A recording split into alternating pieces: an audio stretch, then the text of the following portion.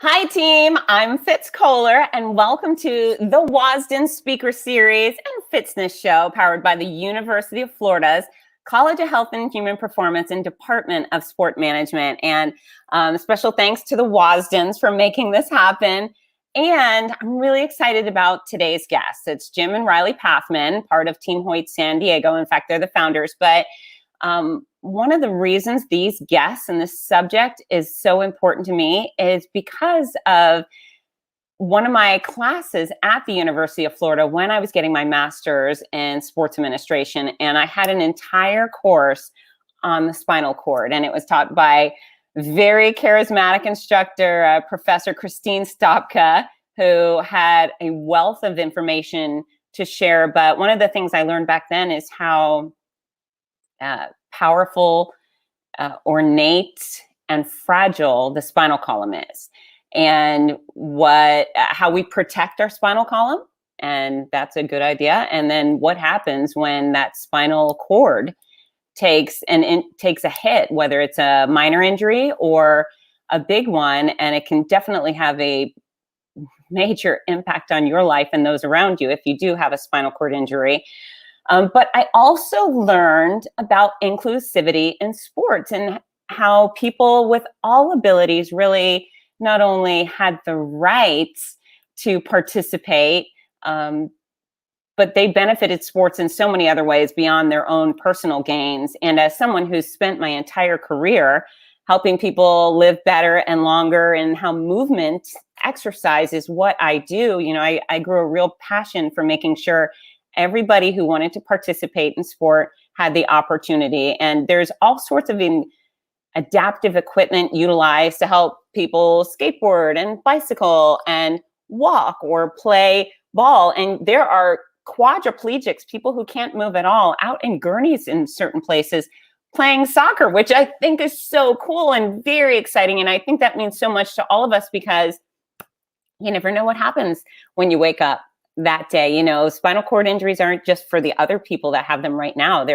They happen to some of us moving forward. And so anyways, I am very passionate about this subject. And if you've ever heard the story, the legacy of Dick and Rick Hoyt, you know exactly what I'm talking about and why it can be so inspirational, important. And now my friends joining us are Jim and Riley Pathman. I met them as I was announcing the Carlsbad Marathon quite a few years ago. And I was introduced to this father-son duo and what they did, that they ran all sorts of races together. And I met Jim, who's a doll. And then I quickly fell in love with his son, Riley, who is charismatic and funny and just a spectacular athlete. So I have had the luxury since then of probably welcoming them through at least 20 to 30 finish lines, because they never stop racing when races are happening. So I'm going to stop talking and I'm going to allow them to do more talking. But this is a very, this is a cool interview. I hope you all stick around, and I'll stop talking. Welcome, Jim and Riley Pathman. Riley, say hi. Hi. Say hi, everybody. Everybody. Hi, and I'm Jim Pathman. This is my son, Riley. And I will get a little bit into our story. But first, I also want to tell a story of how we got involved in inclusion running and any type of endurance events. And that was in a great way influenced by another father-son duo called Team Hoyt. And that's Dick and Rick Hoyt. And, this is a little bit timely. Dick passed last month in March. And so we have all been going through kind of a remembrance and grieving process as he was really a legacy of inclusion in sports. And so I'll do a little kind of intro to their story. We'll talk then a little bit about how we got involved and where we hope that takes us. So with that, I'll talk about Rick and Dick. Rick is 58 years old now, and he has cerebral palsy, just like my son. They had a accident at birth, and he didn't have enough oxygen. So it gave him a brain injury that made it so he could not control his muscle movement. So his diagnosis is spastic quadriplegia. Riley has spastic paraplegia, so he has control over. Put your arms up, go like this. Go, yeah. But has less control of his core and legs. So like when Riley is able to walk with a walker. Rick wasn't able to walk, and he had limited control of his arms, where he could control some small movements, but didn't have any gross motor control. At first, when Rick was born, and this was 1962, the doctors said, well, he's going to be in a wheelchair and he won't amount to much. They even said, one of the doctors said he'd be a vegetable. And another doctor kind of in passing said, hey, just take him home and raise him like any other kid and include him in everything that you guys do as a family. And that really resonated with them. And over time, they noticed that Rick was following mom and dad around the house and the brothers running around the house. And so they knew something was going on. He was nonverbal. Riley is verbal, but Rick was nonverbal. And but they could tell something was going on. So they took him to several doctors. And at 11 years old, they were able to get him like a computer to speak with. And so he would be able to type in basically one letter at a time and be able to speak with them. And found out, that his intelligence, like, the first few words that he said, dad was saying he's going to say, hi, dad.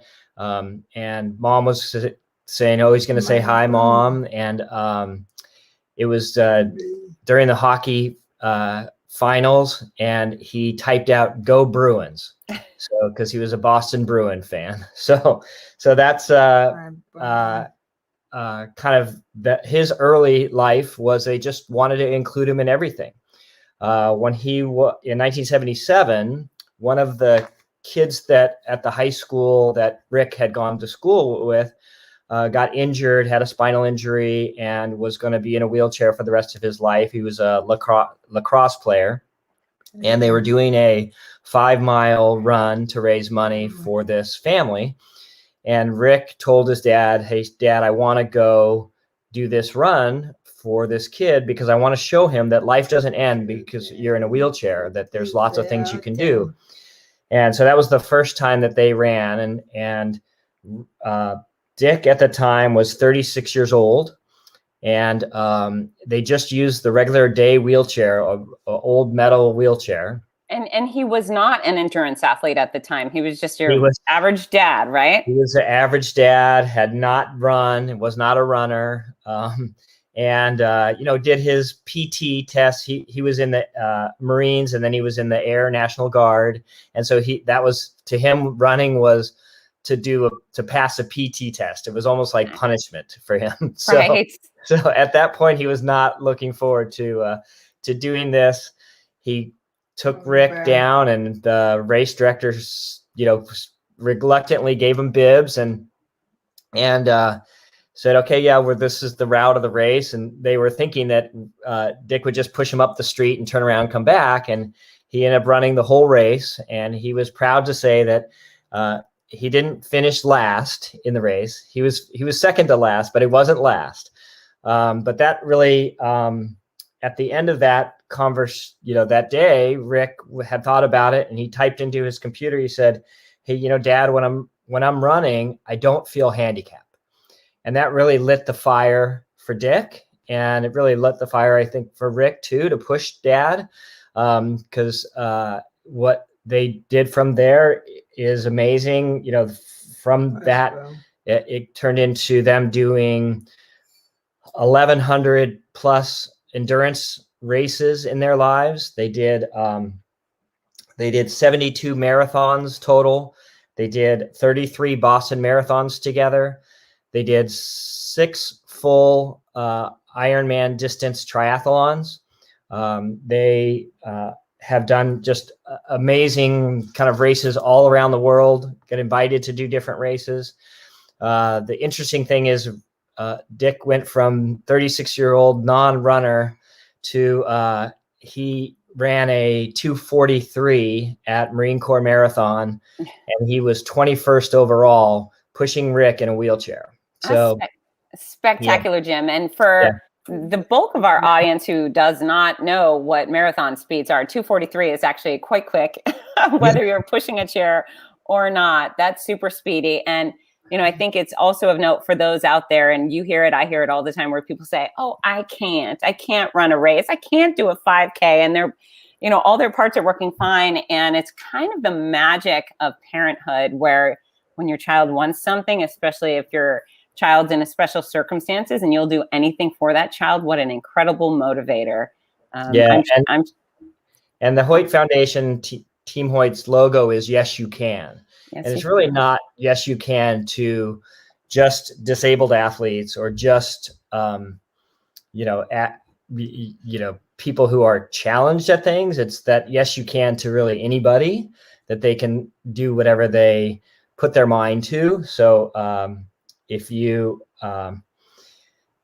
think back, originally him not being a runner, he also wasn't a swimmer. And a couple of the other endurance athlete people in the community, like Dave McGilvery, who's the race director for Boston Marathon, had encouraged them to try a triathlon because he was doing a small triathlon in New England.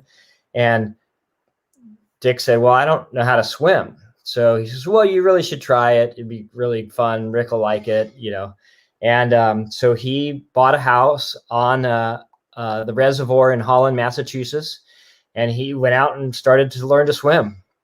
And he said the first time he went out there, he would laugh about it. He said the first time he tried to swim, he sunk like a stone. And he learned enough how to swim, and he got to the point where he was towing Rick in a raft. And the first year that he tried at the Kona World Championships triathlon in Hawaii, they did not make it through the swim cutoff. Because he had missed by like 2 minutes of the swim cutoff, and a lot of the people around and some of the officials were like, well, just let him go finish, let him finish.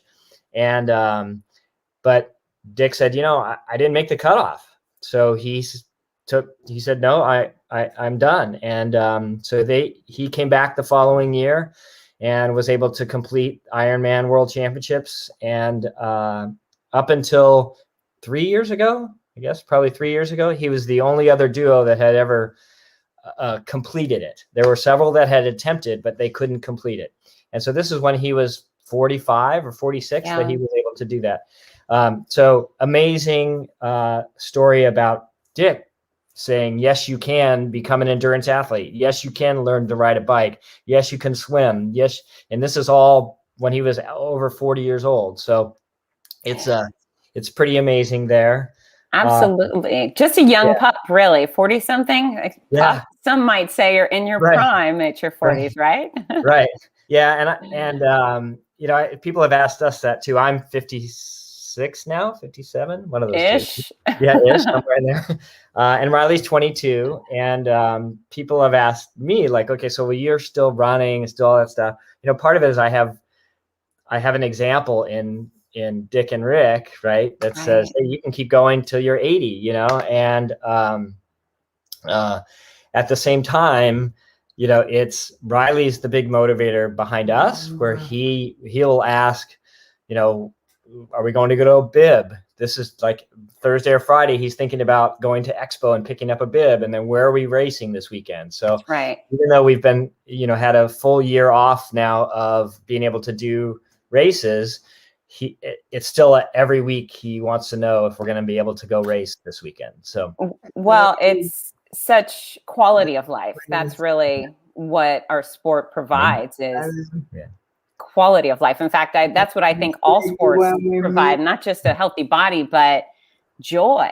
engagement, entertainment, all the things that he craves and deserves. Yeah. Riley's saying he wants to know where Daddy and Mommy are going to run with him. And where's your numbers? What numbers do you want to run with right now? What run do you want to do? 2. Which one do you want to do? Do you want to do Wonder Woman? Wonder Woman. Wonder Woman run, yeah. Yeah. And Batman run. Oh my gosh. Yeah, those are the ones that he brings up every week. So, And now, Riley, do you bring up those races because I'm the announcer there? He'll be Say doing yes, Riley. yes, Riley say yes. And Scooby-Doo run, he just added one. Nice. Yeah. Wonder Woman. And Wonder Woman, that's Wonder right. Woman. Woman. Yeah. And Batman. So And you can do Legacy Triathlon. Yes. Yeah. yeah. And so let me just just kind of give a few more words about Rick and Dick. Okay, sure. And because I just want to kind of, the next piece that Dick wanted was, he did have some awards in his life where ESPN recognized him with the Jimmy V Award. He was in the Ironman Hall of Fame, Marine Corps Marathon Hall of Fame. So lots of different things. And really the Hoyt Foundation has raised millions of dollars, and all of those funds have gone to other charities and to support inclusion in everyday life for people. Yeah. But he was really proud of the chapters that he let start. And those chapters we now have 12 chapters around the U.S. of Team Hoyt teams. I also do a shout out. There's other organizations, the Kevin Peasy organization. There's Ainsley's Angels. Yeah. There's My Team Triumph. And they're all organizations that are based around inclusion events. So a lot of it's running, some of it's triathlon, cycling. There's a group in Florida called Special Purpose. There's lots of things that really Dick was the inspiration for. Yeah. And not only was the inspiration because he went out and did it and, had modeled that behavior for us families with kids with special needs, but he also kind of fought all the early battles, because there's a lot of races, and still today there's a lot of races that still don't really want a duo team to come participate because it's different. It's something different. Right. How do you time it correctly? Is it Riley's time or is it my time? Is it safe with somebody pushing a piece of equipment while you have 35,000 other runners on the course? As we've proven over and over again, yes, it's safe. Yes, it is safe. But Dick really was the one who fought all those battles, so that as parents, we have less of those battles to fight. So that's the other pieces that I wanted to say about them. And, Dick, to the end, was inspirational to all of the families. And I think that, as he did some professional speaking, he reached a lot of people that didn't maybe have special needs in their families, but it turned out, over time, a lot of people end up in those situations. That's right. Yeah. And I know of at least a couple of families that, that they knew about the story, had an older parent end up in a wheelchair, and they decided, hey, I want to go participate with my parent, get them out of the house, get them doing things that they knew that they would enjoy. And so it's really been an interesting growth of our niche sport. But at the same time, it's one of those things that it couldn't have happened without the Hoyts. Yeah, what an amazing legacy. And it's quality of life. I know, Dick, probably those awards he won were very meaningful, but I can't imagine any of them were any more meaningful than seeing tons of families out on the roads, racing and participating and just enjoying life together. So I think you two are two of his greatest rewards. I'm gonna guess. So take me back, Jim. Tell me you and your wife are having babies, Yes. and tell us about your sons. So Shane is Riley's twin brother. So we have just the twin boys. We were, had some troubles getting pregnant. So we did, the in vitro fertilization, got pregnant through that. And we're expecting 2 boys. We, at that point in time, I had gone out and bought, I don't know if anybody in the audience is old enough to remember the Schwinn banana seat bikes. So I had learned on those bikes when I was a young kid, a young boy. And so I went out and bought 2 Schwinn apple crate bikes for them to learn on when they got old enough, 2 boys. And we were looking forward to doing all of our active things, with my wife and I being active and doing wakeboarding and water skiing and hiking and skiing and snowboarding and all those things in our lives. And we were hoping to bring some boys in and, have them be athletes. Right. And so we found out, at 26 weeks, my wife's water broke. So there was an emergency at the hospital. We went to the hospital, and both boys were born then.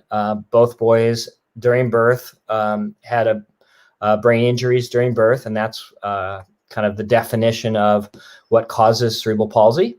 Sure. It's a brain injury in or around birth.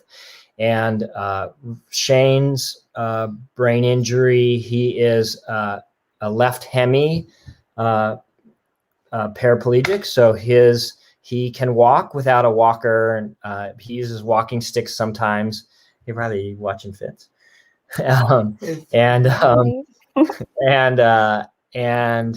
But he is in college at University of Arizona, and Riley's brain injury has it so he can use a walker to walk, and he has some cognitive delays. So he's actually in an adult with disabilities program at the local college. So they went through regular elementary schools, regular high school.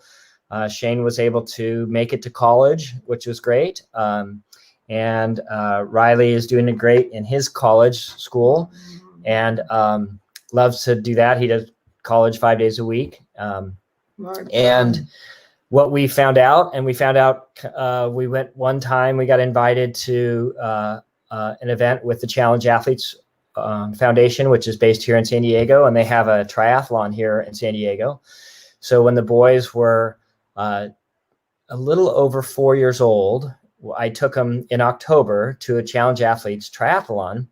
And at the time, it was kind of off our radar. We had, during birth, we were told our kids would never walk, they'd never talk, they probably would be blind. We had all these horror stories. So we put all those thoughts of being athletes in the back of our head. And when we went to the Challenge Athletes Foundation triathlon, they had a kids run around the parking lot. And so both my boys were in the walker, and they made a big deal and gave them bibs, and they, had a big swag bag for them. And both of the boys did the little kids run around the parking lot. And after that, Shane says to me, he goes, "Hey, Dad, you said this was a triathlon and we're supposed to swim and bike, and all we did was run. Are we supposed to swim and bike now?" And I was like, I was a little stopped, right? Because I couldn't say, no, you can't do that, because we were in front of 100 other Challenge athletes who were swimming and biking and running. And at the same time, I just had never thought about it. And so I said, okay, well, Shane, by next year, we'll come back and we'll do swim, bike, and run. And and Legacy Triathlon. And the Legacy Triathlon. That's right. And Scooby-Doo. And Scooby-Doo run. Yep. Yep. We'll talk about Batman run, Wonder Woman run. Okay, we'll talk about those in a minute. Let me finish my talking. Is that okay? Talking. Okay. So the next spring here in San Diego, they have a spring sprint triathlon. So at that point, the next spring, I had cobbled together a thing where I could get both boys in the water and drag them along with me. And on the bike, I had a tandem bike with a kid's seat built in and a trailer. And then I had, on the run, I just used a double jog stroller. So that was when they were Still 4 years old was the first time we did that. Yeah. And back up, did you know about the Hoyts at this point? So I didn't know about the Hoyt. Okay. It's interesting community. My wife's a school teacher, and the Hoyts had been in San Diego, and they spoke at her school. So she had met the Hoyts at her school. Okay. And there's a gentleman, Doug Gilliland, who was part of the Hoyt Foundation and knew the Hoyts, and his daughters were in my wife's class. And so Doug had, brought the Hoyts in to talk and all that stuff. So I didn't really, it kind of missed me, it was like one of those things I wasn't aware of it at the time. Right. And then a couple years later, as we were starting to do more and more, a little triathlon here, a little triathlon there, and we mostly were focused on triathlons, we decided that we were, we were happy with the 5K or 10K distances, occasionally a little bit longer. I sent an email Lisa goes, yeah, I've told you about the Hoyts. Remember we talked about it? I'm like, no, I kind of missed out. So I emailed Dick because I was having troubles trying to figure out the best way to swim with Dick. So I emailed him out of the blue, and he replied back and said, here's what I use for a swim belt, and here's how I tow and all that stuff. So it was good information. And then I still didn't really, I was like kind of nervous about talking to him, because then by that time I had seen like the footage. Like the ESPN special or the HBO documentary. Yeah. Right. Exactly. So then I was like, oh yeah, no, I'll never be like that. Right. And I'm still not, by the way, just you're pretty incredible, Jim. We can go there. But we did, I did start to pay attention more to the Team Hoyt thing. And one of the people in San Diego, Randy Rex, he was having a little 5K fundraising event for the Hoyt Foundation. And I called Randy Rex, and I saw it in the paper, and I called him and I said, hey, my son and I compete like the Hoyts. We should come out and we'll race. And he goes, yeah, well, the newspaper published the wrong date. So we're not doing the race. It was last weekend. And so you won't be able to do that. But we are all going to go to Boston and run with the Hoyts, because they do a charity team at Boston every year. And he said, maybe you want to get involved with that. And at first I said to Randy, I said, nah, that's a marathon. It's too far, right? I don't want to do that. And so I went home and I talked to my wife, and she goes, now hold on a second. You got a informal invite to run Boston Marathon with Dick and Rick Hoyt. And and she's like, you have to do it. There's no question. And I said, okay, well, let me think about it. And she goes, you don't have to think about it. Just say yes. So the next morning I called Randy, and I talked to Doug and Randy, and I said, yes, we want to be in, and we want to do that. And I used to run in high school and college, and I, had done one full marathon in my life in college. And I had, I was kind of saw myself as a 10K or half marathon distance would be the most I would do. Right. But it was time. So we said, okay, we're going to do it. So Riley wasn't old enough to run with me in Boston. But so that first year I raised money with the team. I went and ran Boston with the team. And after that, I decided it's like, okay, we're going to do this. So Riley and I ran a full marathon just after Boston together.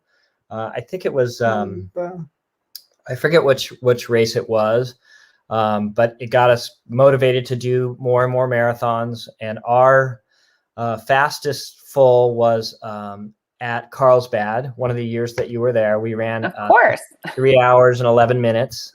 Speedy. Yeah, not bad, right? We're happy with that. Very fast. We did a 3:18 at Marine Corps marathons, because that was to compare to Dick, who did his 2:43 at Marine Corps. I'm like, okay, well, that's the fastest I probably could go. Well, you're both beasts, for certain. Yeah.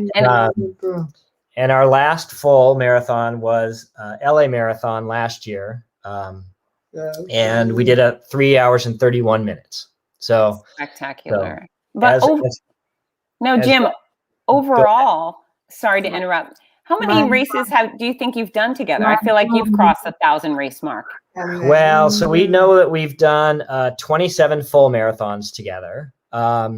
We've done, I would say, at least a couple hundred half marathons. We've done maybe a little over 100 triathlons. This has put the last year's put a ding into our quest. Right. But we definitely are. We're not stopping anytime soon, and we don't necessarily have anything that says, "Hey, here's the magic number." We're just going to continue until Riley asks. So every week he still wants to go run. He texts us now because he's good at texting on his phone. So he'll text every Saturday and Sunday. He wants to run, and he wants to run during the week. So it's like, okay, here we go. And a lot of people think it's us pushing Riley to go do these events, and it really is the opposite. Is that he's the one who's motivated. And Okay. go ahead. So Jim, Riley, I know, is very emphatic about racing and running. How do you feel like you'd still be a super fit guy without his encouragement, without this teamwork? No, I don't. I mean, I think that it's one of those things that, I've always been kind of that average athlete. I'm like mediocrely good at a lot of different sports. And so I was kind of happy with where I was, like from a mediocre surfer, I'm mediocre water skier. I've competed in water skiing and wakeboarding and, did okay. And so I was never like super motivated to put in the work. Even when we were doing a lot of triathlons, I didn't do a lot of training for triathlons. It was mostly just, you could show up and ride the bike and, it's Riley. Riley's your, yeah. And your, Riley your wanted, drug. Riley he loves to run when we're running with other people, and we run, sometimes we'll run with a group and, run whatever pace the group wants to go. But if it's just Riley and I, he wants to go fast. He likes to, when the gun goes off, he wants to run. He doesn't want to shuffle out of the gate. A mosey like me. Well, I love that part. I love the social part of the runs. I love that piece. I love the groups where we get to run as a big group together. Riley likes to go fast. So he's competitive. We did this mile run in San Diego, and we went out there, and he was sitting with another kid next to their wheelchair, and they were like talking smack to each other. I love it. About who's going to go faster, So it was interesting to me to see that. It's like, okay, well, I guess that's human nature, right? That's awesome. You want to race. So what is it like to push his racing chair? Because I know they're high tech. They've come a long way. They're certainly much more sophisticated than a regular wheelchair, but it still has got to be challenging. What is it like pushing Riley in his chair? So Riley weighs about 100 pounds, and his chair is just under 40 pounds. And so it's, let's just say, uphills and downhills are a little challenging. Downhill's almost harder sometimes because you're trying to run and control the speed. But because the new technology and because of kind of borrowing technology ideas from wheelchair athletes, they have developed. I know. Are you doing good, right? Good. Okay. Let me finish talking. Okay. So we the chairs themselves roll pretty well. They're very balanced. I tend to run behind the chair and push with my hands. A lot of people will lean into the chair and you kind of put their weight on the chair and push from behind. And that's how Dick ran, is he kind of really did put his elbows and arms on top of the chair, and then he would just kick his feet as fast as he could go behind him. And but I kind of like that natural stand-up stance where I'm just pushing with my fingers. it's interesting to me because as part of Team Hoyt San Diego and, being part of that, co-founding that group, we have had all different shapes and sizes of athletes and all different shapes and sizes of people pushing. And it's doable if you want to. If you want to do it, you can do it. You can do it. We have families that, brought us their kids and said, hey, we need a runner for them, and now have turned into a family that runs all together and pushes all together. And I think Liam from I do. Ultimate 5000. So Liam's parents, we started off with walking 5Ks, but now every weekend they're on the bike towing Liam. They're running with Liam around the lake. I mean, they are very into it, and that's because they've kind of said, okay, this is something that Liam's really enjoys, and we're gonna do it with him as a family. And so there is definitely an art to going fast, and a lot of that art to going fast is watching out for other people on the course. Right. We are 7 or 8 feet long. It doesn't turn very well. Right. Courses that have sharp turns can be a challenge. You have to kind of take the wide turn every time, because otherwise you run people over. Right. But it's not unlike pushing a shopping cart fast through a parking lot, Well, that's a very good visual. Yeah, everybody did that as a kid. Push the shopping cart around around the parking lot, and you crash into a car, you crash into the pole, right? So Right. that's kind of what it feels like, is pushing that shopping cart. Yeah. So for those who may not have experienced this, and I've only experienced it as a race announcer and fellow athlete, but usually what we do at a big race, and I'll use Carlsbad Marathon because it's a great example, where we have, 7,000-8,000 runners, and then we line Team Hoyt, Ainsley's Angels, the racing chairs up in front. And so it's amazing because you guys just visually spectacular and inspiring and fun, always very fun. I love coming to spend time. But we let you guys go off first, and actually we give you your own separate wave. Is it wave number 2? Yeah, we did. At Carlsbad now, it's kind of settled into where we have the elites go first. That's right. And then we go, and then behind us is the regular groups. And then Jim doesn't have to worry about running over slow people. Yeah. Well, there's challenges at every race. So Chicago, we ran through Chicago 3 times, and they didn't have it figured out quite right on where to put the duos. So we actually went out between the first wave and the second wave. And Chicago's a big race, 50,000 people or so. So how many duos are there? How many racing chairs? At that time, it was 3. Was all they allowed. Okay. Yeah. All right. So proportionately doesn't make sense, right? Yeah. Well, so that's where we're still fighting, right? Okay. We're still trying to get the proportions to. Has that changed? I'm sorry to keep interrupting, but has that changed? Changed incrementally, where the lottery now in Chicago allows 6, and so it's still not. Yeah. Well, I would say that all the major races, and really a lot of races, still have struggles with that. We do like Marine Corps Marathon did not put a limit on duo teams. So I felt like we had it. I think one year they had almost 200 different duo teams. Wow! Out of 30,000 runners is still a small percentage, but it allowed everybody who wants to do it to do it. That's the ticket. And then at Los Angeles last year, or it was last year. We seem to have a ton of chairs up in front. I think we had 6 or 7 racing that year. We had all more than that.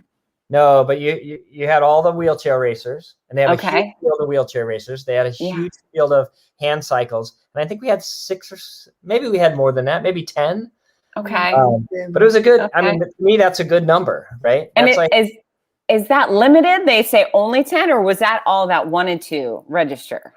I think that's all that wanted to register at LA. Perfect. LA is very inclusive. Yeah. And they do go out of their way to make sure that you can compete the way you need to compete. So we love LA for that. Now, Jim, are there races that you want to do and they say, no, you can't come? Yeah, so London Marathon is one that doesn't allow duo teams. We have heard that Tokyo Marathon does not, but although we know of 2 duo teams that have run Tokyo, Okay. we don't know if that was legal or not, running Tokyo. All right. So basically, like the world majors are the big challenge ones right now, where they look at the definition of Paralympic sport, and Paralympic sport doesn't allow somebody with outside help for an athlete. So they would need, so Riley would have to push himself through an entire marathon, which he doesn't have the strength or capability to do it. So so he would be excluded in that. And we do have people who are fighting on all those fronts. There's a family that lives in the UK who is been trying to get into the London Marathon with their son for many years and trying to fight the good fight there. Okay.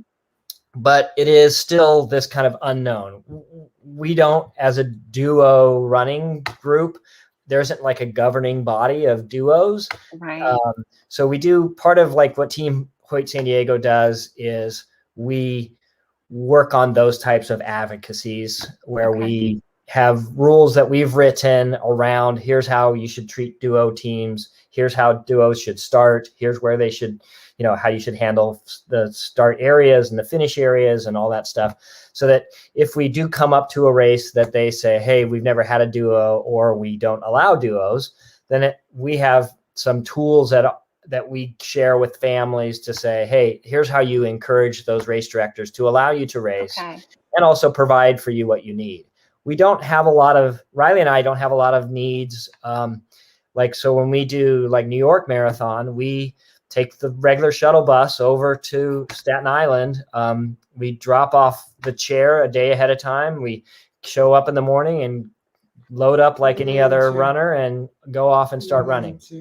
I know it's your race chair. Yeah. And now it's a chair. Oh, you call it your bike. I know. Bike. Yeah. He calls his running chair his bike. Okay. Yeah. I like that, Riley. Good choice. Yeah. So there is that battle is still, even though, the Hoyts started doing it, 1977. Yeah. We're still fighting those battles with different races. It is usually, when it's a bigger race, it's usually a limited field where we're only allowed to have a small number of participants, even though that, I've heard at like other lotteries that they've had like 20 or 30 people apply for the lottery and they only have 3 or 6 runners available. So it's it's still a challenge. I understand from we are different. We show up with all this equipment and I'm pushing Riley and I might have a friend of mine pushing her daughter and they're at a totally different pace than we are, but we're starting at the same times. It's just different. But it's also like every single person that I know that is a duo team runner is their number one concern is safety, because they have somebody who, can't walk or run on their own that is 100% reliant upon them to traverse the course safely and, not have problems themselves. My worst nightmare is I start a race and somewhere along the race, I can't complete it. And I have Riley with me. So I always have to kind of hold back or, be extra careful during that. If I have any signs of fatigue or any signs of injury, I can't just like drop out of the race and hop in a bus. I have to make sure that Riley's taken care of as well. So. Now, Jim, do you ever have mechanical issues out on the course? Flat tire or I don't know what else goes on. Yeah. So we've had flat tires on the course and sometimes we've just kept going with a flat and just finished with a flat. We had even on Brian Lyons was pushing Rick Hoyt in a race and the axle broke and the wheel came off one of the wheels came off and just rolled down the course. So they had to like do a mid course fix on the axle to get the axle working again. The Peasy brothers were racing in New York, and they went in a pothole, and one of the wheels exploded. The spokes all broke on the chair. And so he ended up rigging like a leash that was tied so that you don't lose the chair. He rigged it around his shoulder, and he pushed, so it had one side wheel and one front wheel. And he ended up finishing the course with missing a wheel completely. The wheel had blown up on him. So heroic. Yeah. So we're looking at those things thinking, okay, we got to be prepared. So we bring extra wheels, we bring extra tubes and tires, and I bring all that stuff on the chair with me. And we're also, during triathlons, we can be going 30, 35 miles an hour on the bike, down hills, or, if we get a good wind behind us, we can go pretty fast. And so you have to have all that regular bike mechanic stuff ready to go. And instead of having 2 wheels on the ground, you've got 4 with a trailer. So, it's 4 times the issues. And we did have one bike accident, knocking on wood here, at a race that was, it was kind of a misty morning, and we were coming into a hairpin turnaround, and we put on our brakes, and we were kind of going slowly through the turn, and somebody from behind us locked up their brakes and slid right into us and took us out completely. Wow. And but we got back up and kept going, and as all the runners do, right? All the runners do. And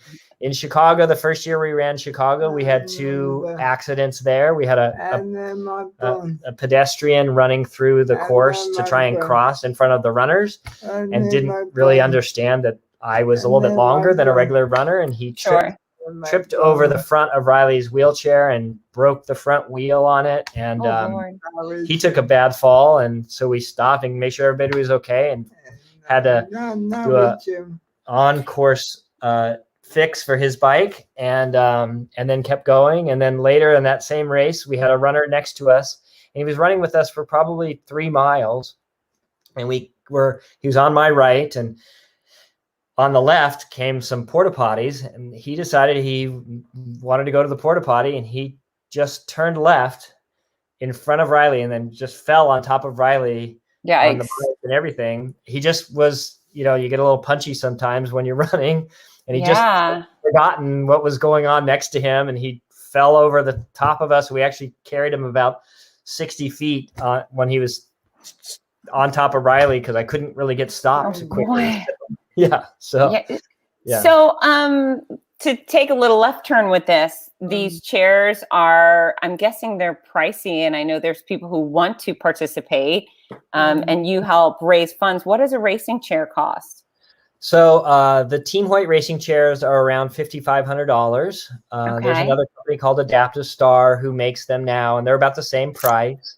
The good news is that, from 10 years ago, when Riley and I were making, I ended up making a bike out of a German like recumbent bike. I made the first push bike that I used for Riley out of that. And but now there's 2 companies in the US that are making racing chairs for people. So they're about $5,500. You can go higher and some lower, but and there's ones that are like folding ones that are cost a little over $1,000. But there's also a lot of chapters. There's chapters to Team Hoyt, and there's other chapters that are out there that provide the equipment. Some of them, like Team Hoyt, loaner chairs, right? Loaners. Yeah, we have loaner chairs, and we also have families that we've helped them raise funds so that they can get the chairs as well. So we have a comment from Brian Hunt, and Brian is the owner of the Let's Race app, which I use to find races near me all the time now. So anyone who's looking for a good race, check out Let's Race app. But Brian wants to know, what are some good resources or organizations if we want to support runners like you all? So the 3, well, let's call it 4 that kind of come to mind that are the local chapters of different push organizations. There's always Team Hoyt. So Team Hoyt San Diego, Team Hoyt Ohio, Team Hoyt Canada. You've got lots of different Team Hoyt organizations that are out there. That's the best way, because those are organized organizations that can really help not just the families get equipment, but also, like I said, the advocacy and the safety briefings, and maybe even you got a spider? Let me see. Got it. Okay, I got it for you. Good job. Way to get that spider on the fly, Riley. Was it on my shirt? Okay. Yeah. Okay. There is the Kevin Peasy organization. So I think it's the Peasy Foundation is what is. Okay. And then there is My Team Triumph, and there's Ainsley's Angels, and they all came out of the Dick and Rick Hoyt, kind of led to those different organizations, and they all have a similar purpose, and they all do equipment, and they do advocacy, and they help families, and trustworthy. So, yeah, exactly. So we've had a few good comments. Brian Solberg, Dr. B, thank you both for the visibility, inspiration, and opportunities that you and all of Team Hoyt make possible. Brian obviously is a big supporter of Challenged Athletes Foundation, and Team Hoyt being one himself. He's incredible. And Tammy Milliken says, I love seeing all these guys on the course. You can tell the kids are having a blast. So inspirational. So what is it like to be the world famous Team Riley out on a course where are people going crazy for you the whole way? What does that feel like? People cheering for you? Cheering for me. Yeah. Do they clap their hands for you? Yeah. Yeah. Are they yelling at you? Yes. Do you like it when they yell your name? Yes. And do you have a bell? Do you ring your bell for them? Yes. Yeah. Riley has a little bell on his chair, his bike. So he rings his bell. He is so into the whole pomp and circumstance and the race morning and the start line and all of the people at the finish line and everybody along the course. I mean, if you look at our race highlights for us, we're always things like a Marine Corps Marathon, when there's every inch of the courses, it has spectators. New York Marathon, same thing. We did do a marathon on a trail run, and there was just trees. So both Riley and I were like waving. I would have us wave to the trees like they were people, because we didn't know what to do. So that's what happens when you're so popular. I can imagine people really do extra for you. Do you feel the love while you're out on these big courses with tons of spectators? Yeah. Absolutely. And also the fellow runners. I can tell you that we have made great connections with people who've run up with us and said, hey, can I push? Can I help? Do you guys need anything? What's Riley's name? Same thing on triathlon. When you're doing the bike course, you're usually loop course. So you see people passing and you're passing them, and, everybody's yelling at the same time. So it's awesome. And, it's one of those things that I know that our family would not be the same if we hadn't been able to find this as an outlet for Riley and Shane too.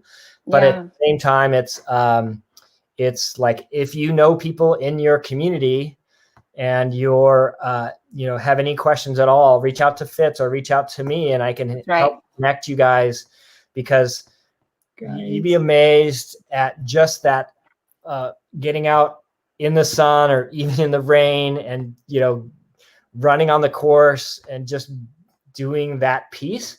It's such a huge mental thing for everyone. Well, you know what, Jim, and two things. So number one, I know I'm not supposed to pick favorites, but I will pick favorites every time when you guys are out on the course. Your whole crew, all the racing chairs and the duos, I go fangirl for you all, and it really is exciting. And you guys are the ones who could make excuses really easy, and you never do, which makes me a better person, and I think enhances right, Riley? You are the one giving me a kick in the can and saying, Fitz, go get to work. So I love that. But there's so many people who think any sort of disability, whether you even have a sprained ankle, is a legitimate excuse to stay home and do nothing. And, as I've seen, you guys live a true life of adventure. Yeah, and I won't recommend running on a sprained ankle. Right? No, but there's something you can do. You can go swim. Or get out there and cheer for somebody else. That's right. Right? Because there are, that's such an important thing from the first runner across the tape to the last runner is having that support on course, having people, look you in the eye and say, good job, and you go faster and all that stuff. It's really important. And it feeds our human race, so it's good. Are you guys best friends? Right. Are you my best friend? Yes. Yeah. I thought Raymond was your best friend. Who's your best friend, Daddy or Raymond? Daddy, Raymond. Both. Yeah. So Raymond is another duo that we run with. His mom, Sheila, pushes Raymond. Yeah. And so Riley, we wouldn't have met Sheila and Raymond if it weren't for doing running and racing. And so Riley and Raymond are best friends now. So yeah, then you guys are pretty amazing. Yeah. Now this is going to be our speed round. I ask everybody a certain amount of silly questions at the end of an interview. Yep. So are you ready for the speed round? Ready for speed round? Speed round.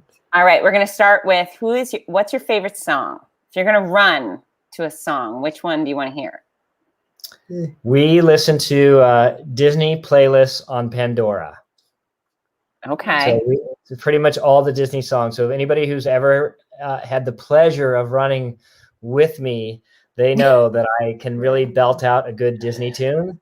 My favorites are like where I sing the parts of like Mulan or Ariel, my voice carries very well. That sounds spectacular. Right, if I was fast enough, I would try to keep up with you to listen to that singing. And what's your favorite movie? Riley, what's your favorite movie? My favorite movie, Spider-Man. Spider-Man? Yeah. Are you Spider-Man, Riley? Yes. Yeah. Riley, he is Spider-Man. Every Halloween, he's Spider-Man. He watches Spider-Man comics, movies. He's got a Spider-Man chair. Here, Riley, move a little bit to the side. Can you see his chair? Very cool. Yeah. So. And then he even wore his Spider-Man costume to the Batman race, which I thought was very adventurous. Nice work, Riley. Riley, because who's Batman? Daddy. Daddy's Batman. So ever since he was about 2 years old, I've had to wear Batman costumes because that's who I've been designated as. I'm Batman and he's Spider-Man. It could be a lot worse, Dad. It could be a lot of Batman. Who's Mama? Wonder Woman. I got the mommy numbers. You want to take your mom's Shane? Does Shane have a what is character? Shane? What's Shane? Batman. Shane Pathman, I know his name. Is he? What is he? A cowboy? Is he? See, he's got nothing. Nothing. Okay. Shane's done different things every year, so he's like, I don't even know what to call Shane. Okay. Right? Well, that's a brother thing. You got to think about that. If you guys were to go do one race and only one race, which one would it be? Ooh, that one's tough. That was tough.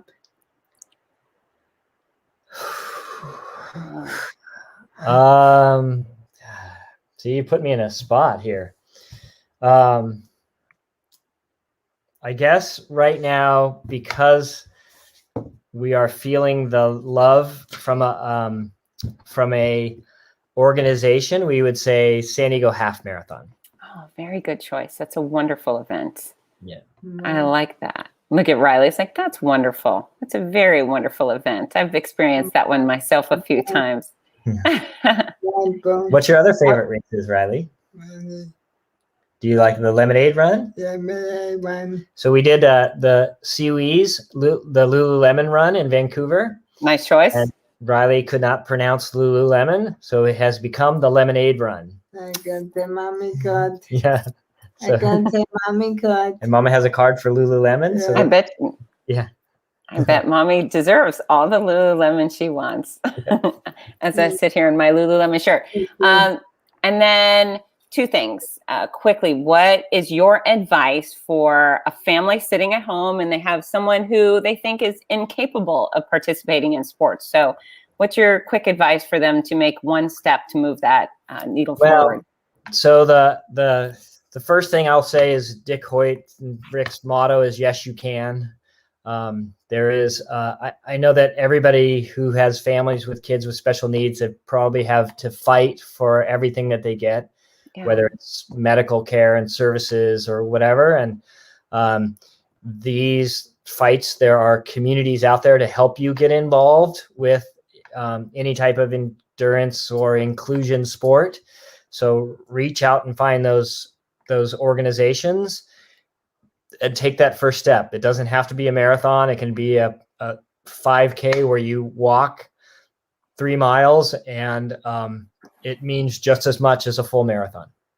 It sure does. And on that note, I see tons of people, and it looks like the harder way to go, but in regular, plain old run-of-the-mill wheelchairs doing races. And we're talking a lot about racing, but there's a lot of other sporting opportunities for them to get involved with. And you can do it with the bare bones equipment that you got. Use what you have right now. And if you can get something that's lighter, easier to move around, great. But start wherever you are, right? Yeah, and there's lots of organizations out there like ours, but also Challenge Athletes Foundation. There's lots of sport organizations now who recognize adaptive sport, but also assisted sport, which is really kind of what we are, because Riley can't do it on his own. So we're there to assist him. Teamwork. All right. Yeah. And this is the very last part of the interview. Riley, are you ready? Ready. All right. So this interview was brought to us by the University of Florida and the Wasdin. So we end every interview doing the Gator Chomp. Do you know what the Gator Chomp is? He does. Looks like this. What does it look like, Riley? Like this? Can we do the Gator Chomp? You got to say Gator Chomp. Gator Chomp, and say, go Gators. They say, go Gators. Go Gators. Go Gators. Well, you guys have been an absolute blast. You know, I love you personally, and I really appreciate you taking the time. Where can people find you, Jim, if they want to follow up on social media? On social media, you can go find Team Hoyt San Diego. You can find Team Pathman. You can do info@teamhoytsd.com. And you can also just look for on social media. Mine is James Pathman, and Riley Pathman's also out there. So everybody's out there. We're easy to find. Yeah. Thank you. And if anyone hasn't already done so, because you're weird, you got to go right down there and follow me at fitzness. And once again, thanks to the University of Florida, the entire Gator Nation, the Wasdins, and we'll be back next month. We've had great success so far with the Pathmans, Team Hoyt. We've had legendary football coach Steve Spurrier, the first female NFL coach, and David Gilbray, the race director of the Boston Marathon. So we're on a roll here, and I'm looking forward to next month. So thanks, Jim. Thanks, Riley. Thank you. Riley, say thank you. Thank you. Say bye, everybody. Bye, everybody. Bye, everybody.